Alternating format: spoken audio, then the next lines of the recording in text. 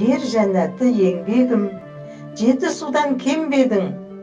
Сененде сұлу бар десе, ешқашанда сенбедім. Қазған жолға ілінсең, еседі таудың самалы, жотадан әрі асқанда, алдыңнан шығар ыстық боп, қос қарағай алаңы.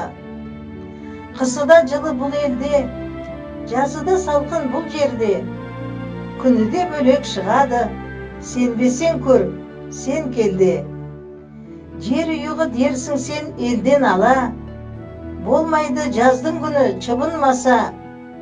Қысыда жанға жайлы жер үйіқтің, айшылық күн түспейді тауы таса. Қайнағалар тектеді, қарағым, қарақ деушеді, қоңырда жұмсақ дауыспен жүректің күйін шертеді. Бітей аға деушедік, нәз ағаның ағасын, түс аға деушедік, базақтың да папасын. Құсаған құда көршедік, оң қолы өнер деушедік, шет ағам көшіп келгенде, қайнағаның біреуі жақын келді деушедік. Кеңкет аға асылым, бәрінен де жақыным, асыл ата сынығы, қайнағаның мығымы.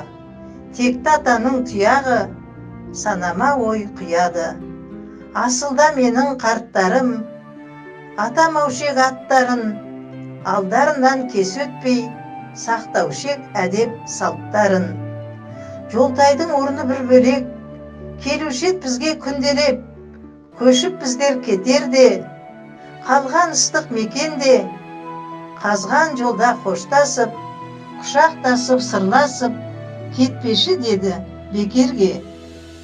Енді соның бірі жоқ, жолтайдың да өзі жоқ, иманды болған туыстың жатқан жері жайлы боп. Болушет менде көп сұрақ, баруше ылғи жөн сұрап, асылда болған туыстың орны да қалды ойсырап. Сағындым ата енемді, сағындым әз тәтемді, кешір алдыма деп жүрем, болса егер қатемді. Сирепті ескі көздерім, тыңдаушы еместік сөздерін, сағынып қайта келгенде, таба алмай қалдым өздерін.